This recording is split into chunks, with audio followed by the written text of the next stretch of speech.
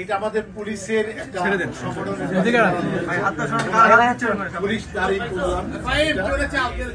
আমাদের রয়েছে রয়েছে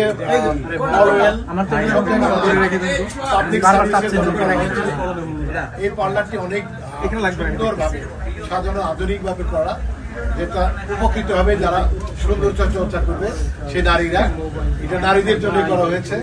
আমরা বিশ্বাস করি যে এইটা দেখে ইন্সপাইরেশন হবে আরো, যাতে করে পুলিশ বাহিনী আরো বিভিন্ন পার্লার দিতে পারে জনগণের।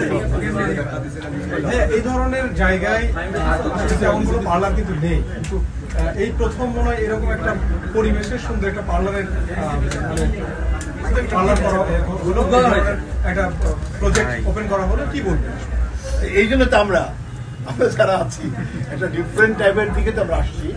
আমরা মনে করি যে এটা জনমানুষের দৃষ্টি কাড়বে এবং পরিপূর্ণতা পাবে মানুষের চাওয়া পাওয়াকে, সুন্দর করে নারীদের এই সামনে যারা চর্চা করবে তাদেরকে বেশি বেশি সাপোর্ট করবে এবং সহনশীল বিল হবে, টাকা পয়সা কম লাগবে।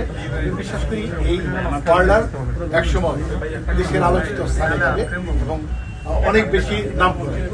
নারীদের অধিকার, নারীরা যেভাবে এগিয়ে যাচ্ছে, এগিয়ে যাওয়ার তাই ভাই নারীরা ঘরে ঘরে উদ্যোক্তা হচ্ছে এবং এগিয়ে যাচ্ছে, কি বলবেন নারীদের নিয়ে? নারীরা আগে থেকে এগিয়ে গেছে, সবসময় আমরা দেখেছি যে অনেকগুলো নারী দেশের প্রথম কাতারে ছিল। তো আমরা আসলে এটা নিয়ে হস্তক্ষেপ করতে চাই না, যার যার যোগ্যতা সে এগিয়ে যাক। আর মেইনলি আমরা আজকে যে পার্লারে আসছি এটা নারীদের পার্লার। আবার যখন জেন্টস পার্লার ওপেন হবে সবসাই লড়াই করবে, তখন আবার সৌন্দর্য। একটু মাঝখানে আসবো, একটু মাঝখানে আসলে ভালো, একটু মাঝখানে আসলে